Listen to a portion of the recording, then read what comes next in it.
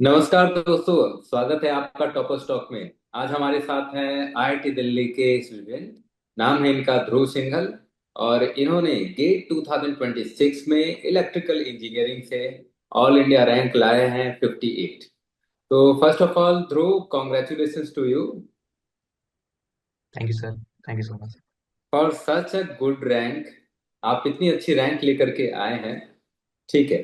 तो इंटरव्यू में ध्रुव से पहले सवाल करें तो थोड़ा सा इनका बैकग्राउंड बता देता हूँ। ध्रुव शिवपुर एमपी के रहने वाले हैं। शिवपुर मध्य प्रदेश के रहने वाले हैं। और ये आईआईटी दिल्ली में अभी फाइनल ईयर में है। इन्होंने मेडिजी में जो बैच ज्वाइन किया था वो लाइव ऑनलाइन कोर्स इन्होंने ज्वाइन किया 2025 में। और एक और इम्पॉर्टेंट बात, इन्होंने बैच ज्वाइन किया था अक्टूबर नवंबर 2025 में। ठीक है। और इन्होंने स्कॉलरशिप टेस्ट भी दिया था मेडिजी में। जब न्यू बैचेस स्टार्ट होते हैं तो नेशनल स्कॉलरशिप टेस्ट मेडिजी कंडक्ट करता है। तो जो बच्चे टैलेंटेड होते हैं उन्हें डिपेंडिंग अपॉन की टेस्ट में उन्होंने कैसा परफॉर्म किया है उनके अकॉर्डिंग स्कॉलरशिप मिलता है। तो ध्रुव को 50% स्कॉलरशिप मिला था। फिर इन्होंने इतना ही नहीं, इन्होंने conventional practice programme engineering services 2026 के लिए भी ज्वाइन किया है। इन्होंने ईएससी का प्री भी क्लियर कर लिया है। और फिलहाल गेट का अच्छा रैंक ला करके अभी ये क्या करने वाले हैं इनसे पूछना भी है। और प्लस कन्वेंशनल प्रैक्टिस प्रोग्राम इन्होंने ज्वाइन कर रखा है ईएससी 2026 के लिए। इनके बारे में भी जानते हैं। तो ध्रुव, आप सबसे पहले ये बताइए कि आपने अक्टूबर नंबर 2025 में ऑनलाइन बैच ज्वाइन किया। यस। ठीक है। और आप इस समय सेवन्थ सेमेस्टर में थे। ठीक है। हम्म। बीटेक के सेवन्थ सेमेस्टर में थे। Yes sir. ओके। फिर आपने सोचा कि गेट की भी तैयारी करते हैं, इंजीनियरिंग सर्विसेज की भी तैयारी करते हैं। ठीक है। अब ये बताइए कि आपने इन दोनों चीजों को कैसे मैनेज किया। गेट और ईएसी इन दोनों को। हाँ, गेट और ईएससी इन दोनों को भी, प्लस जो बीटेक का करिकुलम होता है उसको भी कैसे मैनेज किया। राइट, तो एक्चुअली पहले से ही मेरा इंजीनियरिंग सर्विसेज के प्लान्स थे। हम्म। तो फाइनल सेमेस्टर मुझे mostly from academic side, IIT side से फ्री रखना था, ताकि ज़्यादा लोड ना हो और मैं फुल्ली फोकस्ड हम्म। होके अपनी प्रिपरेशन कर सकूं। तो फाइनल ईयर में सेवन्थ एंड एट सेमेस्टर, तो हम्म। जितना भी मोस्टली बर्डन था मैंने सेवन्थ सेमेस्टर में रैप अप करने का ट्राई किया, ताकि including eight project semester. Work. Including हाँ, प्रोजेक्ट। प्रोजेक्ट्स एक मैंडेटरी प्रोजेक्ट होता है बीटेक प्रोजेक्ट, तो हम्म। वो सेवन्थ में ही मैंने कर लिया। हम्म। और फिर जैसे ही सेवन्थ सेमेस्टर ओवर हुआ, देन मेड इजी का ईएसी प्लस गेट होता है एक कोर्स, उसके बारे में पता लगा। हाँ, तो अब ऑफलाइन तो मैं जा नहीं सकता था, बट ऑनलाइन भी अच्छी फैसिलिटी थी। तो हम्म। मैंने स्कॉलरशिप टेस्ट भी दिया, उसमें भी लकीली अच्छी स्कॉलरशिप मिल गई थी। हम्म। तो उसमें एनरोल करने के बाद फिर रेगुलर क्लासेस लेना अटेंड की करा। पहले स्टार्टिंग में लाइव भी लेता था, बट फिर वो नहीं हो पाता था थोड़ा, कई बार तो फिर रिकॉर्ड पे शिफ्ट हुआ। पर हम्म। मिस नहीं करी कभी कोई क्लास। और मोस्टली ओवरलैपिंग ही था सिलेबस गेट और ईएसी का, तो इतने डिफरेंसेस थे नहीं ऐसा। बट हाँ, ईएसी की प्री की जो साथ में क्लासेस होती थी उनके लिए अलग से टाइम निकालना पड़ता था कभी कभी। पर हाँ, मोस्टली मेडिजी को फॉलो किया, और ऐसा जितनी डिफिकल्टी होने नहीं दी कभी। अच्छा, यहाँ पर एक सवाल उठता है आपसे कि आपने तो अक्टूबर नवंबर में ज्वाइन किया। जी अब सर। इतने सारे सब्जेक्ट हैं। इतने सारे हम्म। सब्जेक्ट हैं, मतलब अगर आप गेट में देखें तो 9 to 10 टेक्निकल सब्जेक्ट हो जाते हैं इंक्लूडिंग मैथ, रीजनिंग, एप्टीट्यूड। फिर इंजीनियरिंग सर्विसेज के लिए देखें तो 3 4 टेक्निकल सब्जेक्ट एक्स्ट्रा हैं, प्लस जीएस का पार्ट कंप्लीटली एक्स्ट्रा है। और एग्जाम अगर देखें तो ईएससी का जो प्री था और जो गेट है ये दोनों फैब में कंडक्ट किए गए। ठीक है। जी सर। जीएस वाला पार्ट आपने कब किया, कितना किया। और जो गेट के अलावा जो टेक्निकल सब्जेक्ट हैं ईएससी में वो आपने क्या किया, कितना किया, नहीं किया, ये थोड़ा बताइए। एक्चुअली सर, ईएस प्री का जो जीएस वाला पार्ट है, वो हम्म। मतलब मैं चाहता था करना, बट हार्डली मैंने 50% कवर किया होगा वो अच्छा, ऐसे। 50% कवर किया। हाँ मतलब, और ऐसे मुझे कोई ज्यादा होप भी नहीं थी कि मतलब मैं डाउट में ही था, डाइसी था थोड़ा कि प्री क्लियर होगा नहीं होगा जब मैं टेस्ट दे के आया। हम्म। बट हो गया लकीली। वैसे रीजनिंग एप्टीट्यूड और मैथ के क्वेश्चन देखें तो जीएस में करीब वो 27 to 30 के रेंज में आते हैं। 27 से 30 क्वेश्चन पूछे जाते हैं हाँ। रीजनिंग एप्टीट्यूड और मैथ से। हम्म, वहां पर तो आपने स्कोर कर लिया होगा। हाँ तो वो थोड़ा बहुत कर लिया था, और बाकी एप्टीट्यूड मैथ्स इनसे काफी हद तक आई थिंक वो खिंच गया, ताकि वो प्री निकल गया मेरा। पर जो एक्स्ट्रा टेक्निकल सब्जेक्ट्स हैं, एडवांस इलेक्ट्रॉनिक्स है, कम्युनिकेशन है, जो गेट का पार्ट नहीं है लेकिन ईएससी वो का पार्ट। हाँ वो सर एक्चुअली जितना मतलब अलग से तो मैंने नहीं पढ़ा। मतलब टाइम क्योंकि काफी कम कंस्ट्रेंट था। था मेरे पास। तो हाँ काफी कम था। तो हम्म, मैंने सबसे पहले तो पीवाईक्यूज देख लिए थे कि किस टाइप के क्वेश्चंस पूछे जा रहे हैं एग्जाम में। उसके हम्म, अकॉर्डिंग प्रायोरिटाइज किया कि कैसे किन किन चीजों पे मोस्टली फोकस करना है, क्योंकि सिलेबस बहुत वास्ट है, सबको हम्म, आइडिया है इस चीज का। तो you need to be selective. Same मैंने गेट में भी किया, जैसे अब मैंने बैच लीड ज्वाइन किया था, सिलेबस बहुत सारा था। हम्म, तो जो जो टॉपिक्स मेरे को वीक लगे, जो जो मुझे लगा कि यार ये तो कभी मैंने पढ़ा ही नहीं अपने इंजीनियरिंग कॉलेज लाइफ में, हम्म, बट इसका वेटेज है, तो उनके लेक्चर्स लिए, प्रैक्टिस की, प्रॉब्लम्स किया। हम्म, और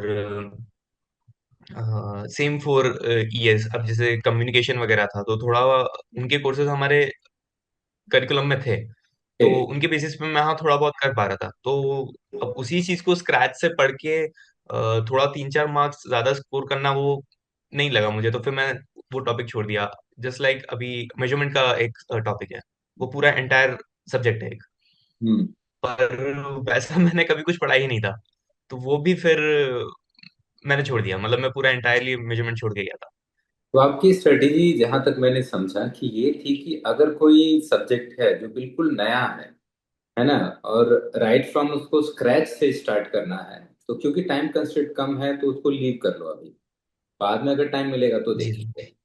और जो जी। गेट वाले मेनली टेक्निकल सब्जेक्ट हैं, क्योंकि वो ईएससी में कॉमन ही है, तो पहले उसको हम्म कर हम्म, लो। हम्म। तो और जो पहले वो कर लिए थे, इसीलिए ही गेट में भी सर अच्छा स्कोर आ पाया।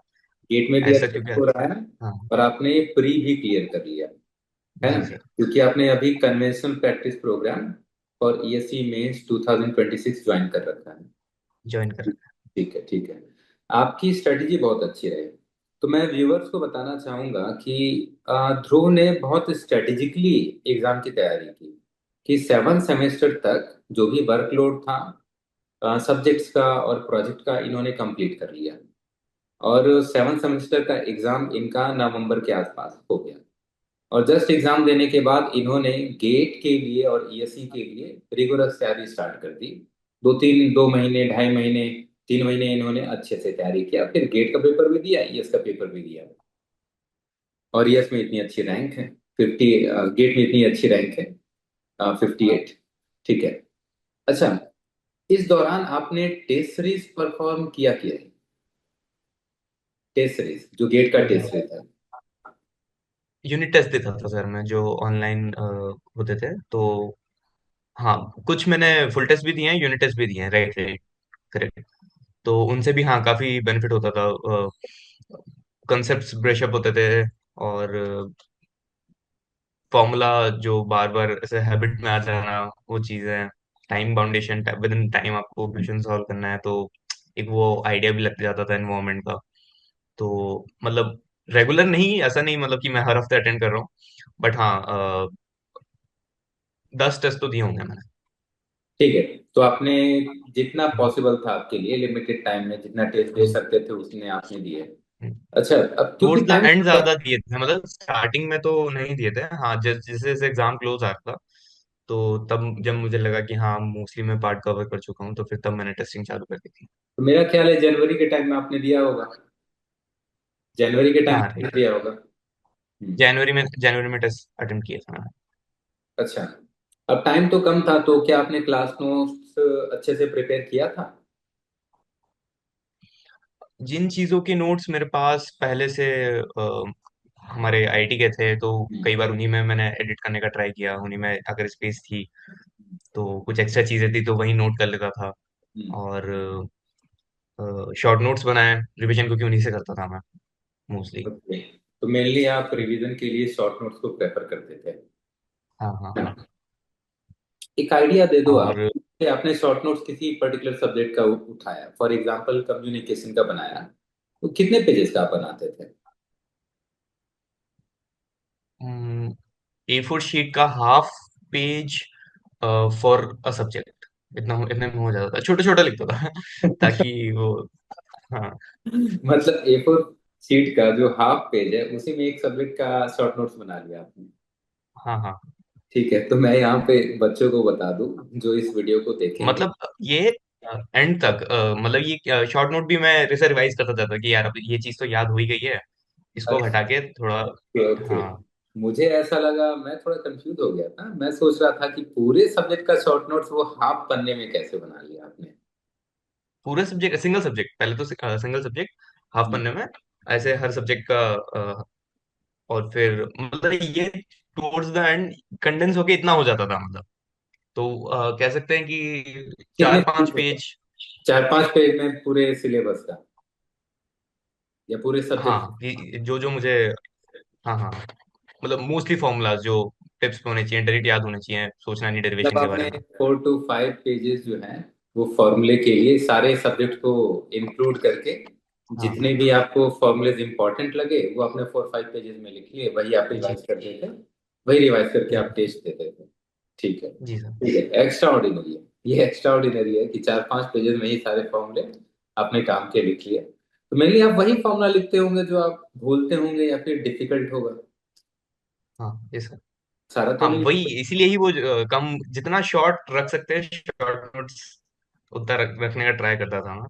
हाँ, चलो अच्छा है, कहीं गए तो उसको पॉकेट में रख लिया, चले गए वहां कई बार इंक्लूड भी किया है बैठ। कोई फॉर्मूला, अगर हम्म, ये भूल गया बट शॉर्ट नोट में नहीं है, तो फिर कई बार ऐड भी करना पड़ता था।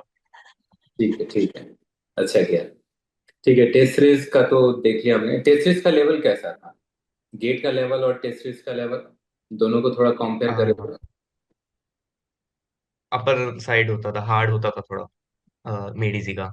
मैं जब अटेम्प्ट कर रहा था नीट का एग्जाम, मुझे सच में ऐसा लग रहा था कि मतलब अगर एप्टी पार्ट को छोड़ दें, एज एन मतलब एप्टी पार्ट तो बहुत ही इजी था, और हम्म, अदरवाइज भी कई ऐसे क्वेश्चंस तो मैंने देखे जो डायरेक्ट भी थे, मतलब हम्म, कई बार ऐसा होता था क्लास में, सर बोलते थे कि इस टाइप के क्वेश्चंस पूछे जाते हैं, इस टाइप के क्वेश्चन पूछे जाते हैं, और उस टाइप के डायरेक्ट क्वेश्चंस भी थे, ऐसे तुम देख के डायरेक्ट कर हम्म, देने वाले। एक हम्म, था जैसे एक मशीन का क्वेश्चन मुझे याद है, हम्म, तो हाँ, तो हाँ वो भी था। एक्चुअली GTQ एक सीरीज आती है हम्म, मेडिसी की, तो हम्म। वो भी मैं देखा करता था, ऐसे जब भी टाइम मिलता है, मेस में बैठे हुए हैं तो प्रॉब्लम सॉल्विंग होती थी उसमें, सिर्फ problem solving, get through questions, I think ऐसा टेस्ट कुछ तो क्वेश्चन फॉर्म है उसका। मेडी जी ने ये लॉन्च किया था 2020 के आसपास, तब से लेकर के ये अभी तक चला आ रहा है, तो आपने कितने इयर्स का देखा? मैंने देखा था 24 और 25 का। 24 और 25 का, ठीक है, क्योंकि उसमें बहुत ही क्वालिटी हाँ। क्वेश्चंस होते हैं, और वो कुछ पीवाईक्यू नहीं रहते हैं, हम्म, जितने भी फैकल्टीज हैं वो खुद से फ्रेम करते हैं क्वेश्चन, फिर वो हम्म, जीटीक्यू सीरीज में पुट करते हैं, तो क्वेश्चन का लेवल डिफिकल्ट ही होता है। हाँ ठीक है। डिफिकल्ट था, डेफिनेटली था, और इंटरेस्टिंग था, मतलब अ, अच्छा लगता था। बट हाँ, डिफिकल्टी लेवल की बात की जाए तो हाँ डेफिनेटली गेट आसान लगता है देने में, अगर आप test series Made Easy test series attempt करते हैं, और GTQ के लेवल भी ऊपर ही होता है। ठीक है, तो ध्रुव की बातों से पता चला कि जो मेडिजी का टेस्ट सीरीज है उसका लेवल प्लस जो गेट थ्रू क्वेश्चंस यूट्यूब पे मेडिजी का सीरीज आता है, इनमें क्वेश्चंस का लेवल बहुत ही डिफिकल्ट, ट्रिकी, इंटरेस्टिंग रहता है। तो अब क्योंकि ये सब बहुत डिफिकल्ट हैं तो आपकी तैयारी बहुत अच्छी हो जाती है, और गेट के एग्जाम में जाते हैं तो गेट का पेपर फिर इजी लगता है और लगता है कि डुएबल। ठीक है, अच्छा, जी सर। अब इसके बाद एक चीज और जानना चाहूंगा आपसे कि रिवीजन के टाइम में आप किन चीजों पर फोकस करते थे? सब्जेक्ट का रिवीजन कर रहे हैं तो क्या फोकस करते थे?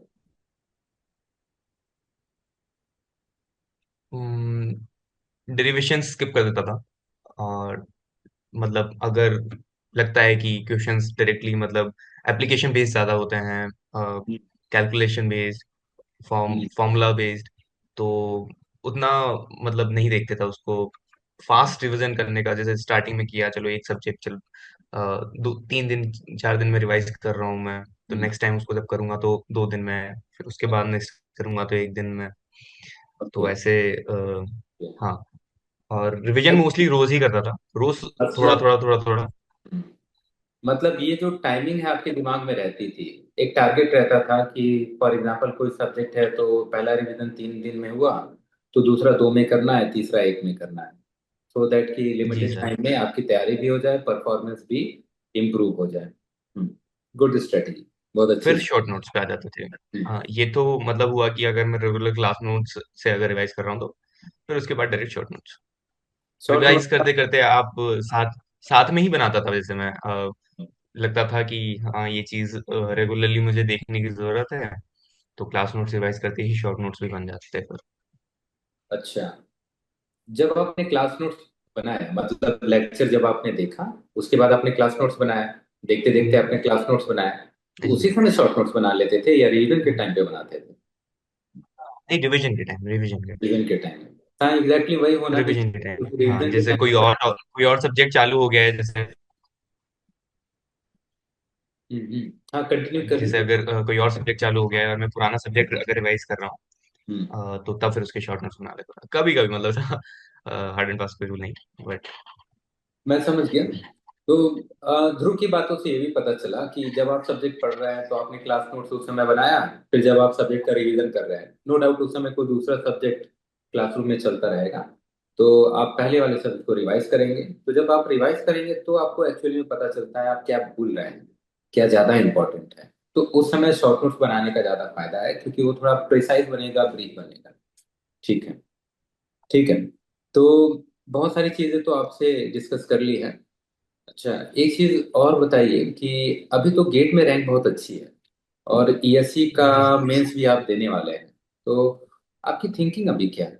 मतलब कहाँ जाना है, किधर जाना है, क्या सोच रहे हो?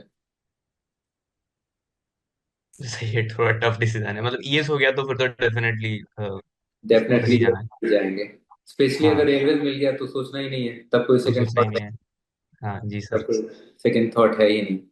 और मुझे लगता है ईएससी इसलिए आपने इस बार दिया है क्योंकि रेलवेज है। Yes sir. मान लो 3-4 साल पहले रेलवेज नहीं था ईएससी में, 2 साल पहले तो नहीं था। हम्म, अगर 2 साल पहले नहीं था, सपोज उस समय आप फाइनल ईयर में होते, मतलब आपकी एज थोड़ी और मतलब कम हम्म, होती या जो भी बोले, आप 2 साल हम्म, पहले वहां पर होते, तो क्या आप उस समय गेट और ईएससी में ईएससी को प्रेफर करते हैं? No sir. तब नहीं करते। हम्म, मैं यही जानना चाह रहा था, मैं थोड़ा व्यूअर्स को बता दूं कि ईएससी में रेलवेज है और अप्रोक्सीमेटली 50% ऑफ सीट्स रेलवेज की ही होती हैं। Yes sir. तो रेलवेज अभी यूएसपी है इंजीनियरिंग सर्विसेज का, और देश के कोने कोने से बच्चे इंजीनियरिंग सर्विसेज के लिए इसीलिए तैयारी कर रहे हैं। ठीक है। जो क्लासरूम कोर्स था, मतलब लाइव ऑनलाइन कोर्स, उसका एक्सपीरियंस कैसा रहा? उसमें आपको समझ में आता था कि नहीं? उसमें चीजें डिटेल में बताई जाती थी कि नहीं? कैसा एक्सपीरियंस रहा?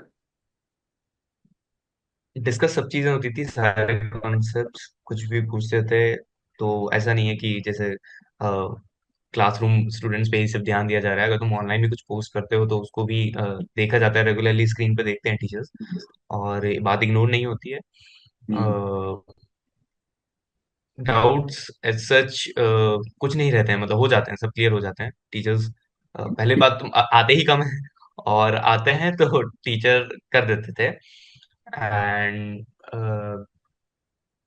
वैसे एक मतलब ग्रुप भी तो बना करके रखा था, मैंने तो अलग से ग्रुप भी बनाया था, अलग से हाँ, ग्रुप। वो टेलीग्राम ग्रुप, वो उससे भी कहीं भी किसी भी टाइप का डाउट होता था क्लास रिलेटेड, कोई क्वेश्चन समझ में नहीं आ रहा है, तो हाँ मैं तो मतलब पूछ कर देता था, कोई ना कोई बताता था, किधर से कभी आता था तो मैं भी बताता था।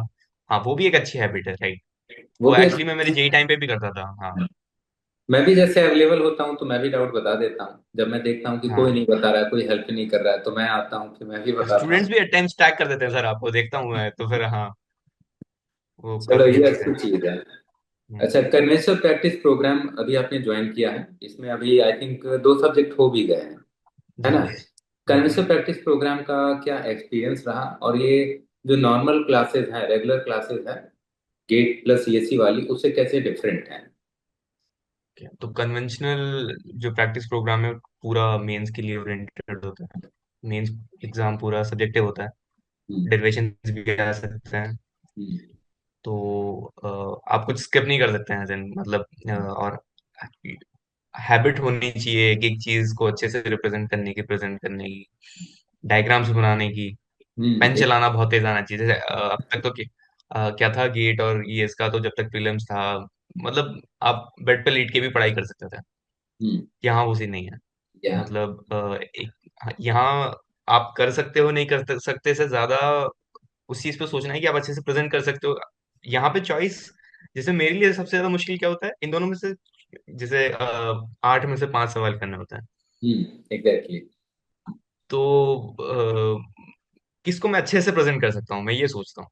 तो एग्जैक्टली। डिफरेंसेस हैं डेफिनेटली। और क्लासेस की अगर बात करें तो प्रॉब्लम्स डिस्कस की जाती हैं, बहुत अच्छी अच्छी डिफरेंट टाइप्स की प्रॉब्लम डिस्कस की जाती हैं। आई डोंट थिंक किसी भी कोई भी वेरिएंट ऐसे छोड़ा जाता होगा।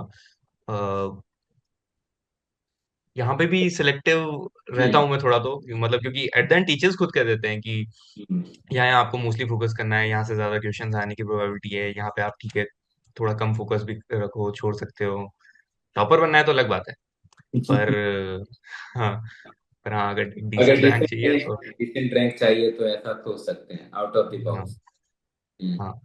तो ध्रुव ने और तुमने सही चीज बताई है कि क्योंकि जो कन्वेंशनल प्रैक्टिस प्रोग्राम है उसमें पीवाईक्यूज नहीं के बराबर होते हैं, कम होते, काफी कम होते हैं।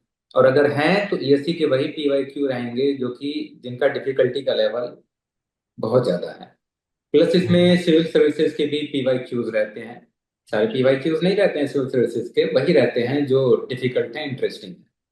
इसके अलावा जितने भी फॉरेन ऑथर्स हैं, उनके जो अनसॉल्व क्वेश्चंस हैं, जो अच्छे लेवल के हैं, उनका इंक्लूजन कन्वेंशनल प्रैक्टिस प्रोग्राम के वर्कबुक में है। इसलिए ये जो प्रोग्राम है काफी इंटरेस्टिंग और काफी नॉलेज देने वाला है। आप अगर देखेंगे थ्रू, तो जो अनसॉल्व क्वेश्चंस हैं कन्वेंशनल प्रैक्टिस प्रोग्राम के वर्कबुक के, उसके अलावा भी हम लोग एक्स्ट्रा क्वेश्चंस कराते हैं। जैसे मैंने, क्लासरूम में। हाँ, हाँ मैंने हाँ हाँ कुछ हाँ हाँ भी हाँ। का क्लास लिया था, तो मैंने हम्म। वर्कबुक के अलावा भी एक्स्ट्रा क्वेश्चंस क्लास में सॉल्व कराए थे। हाँ, वो कई बार क्लास में ही नोट करवा देते हैं क्वेश्चन, वो डिटेक्ट डिक्टेट कर लेते हैं और फिर उसके बाद राइट राइट करेक्ट, वो भी चलो। सब डिफिकल्टी लेवल अच्छा होता है उनका। हम्म। और एट टाइम्स ये भी बताते हैं कि अगर यही सेम सवाल 8 नंबर का आएगा या 20 का आएगा तो फिर कैसे करना है। तो एक्चुअली आई थिंक वो बहुत इंपॉर्टेंट है, क्योंकि सवाल सॉल्व करना, I don't think here is the big deal. Hmm. तो क्योंकि आपके पास ऑप्शंस है, आउट ऑफ 8 आपको 5 करने हैं, तो हम्म, 5 तो वो सिलेक्ट करोगे जो हाँ आपको राइट। अच्छे से आता है, प्लस जिसका आपने जो बोला रिप्रेजेंटेशन आप अच्छा कर सकते हो। ठीक है। ठीक है, तो ध्रुव आपसे बात करके बहुत अच्छा लगा। मैं एक ब्रीफ में बता दूं तो ध्रुव आईआईटी दिल्ली के प्रोडक्ट हैं। ये 2026 में पास आउट होंगे। इन्होंने फाइनल ईयर में मेडिजी को ज्वाइन किया, 50% स्कॉलरशिप इनको मिला क्योंकि इन्होंने एनएसटी का टेस्ट मेडिजी का दिया, फिर इन्होंने कन्वेंशनल प्रैक्टिस प्रोग्राम भी ज्वाइन किया, और ईएससी की तैयारी भी कर रहे हैं। मेनली ईएससी के लिए फोकस्ड हैं, इसलिए क्योंकि गेट और ईएससी का कंटेंट, टेक्निकल पार्ट काफी हद तक सेम है, तो गेट की भी तैयारी अच्छी हो गई और इन्होंने ऑल इंडिया रैंक 58 लाया। साथ में इन्होंने मेडिकल का टेस्ट सीरीज भी दिया, और क्योंकि टेस्ट सीरीज का लेवल बहुत अच्छा होता है, इसलिए गेट का पेपर इनका बहुत ही अच्छा गया। और इसी तरह आप तरक्की करते रहिए, आगे बढ़ते रहिए, और मेरी तरफ से मतलब आपको विशेष हैं, ब्लेसिंग्स हैं कि आप ईएससी को एक अच्छी रैंक के साथ, टॉप रैंक के साथ क्लियर करें। All the best. Thank you so much sir, thank you.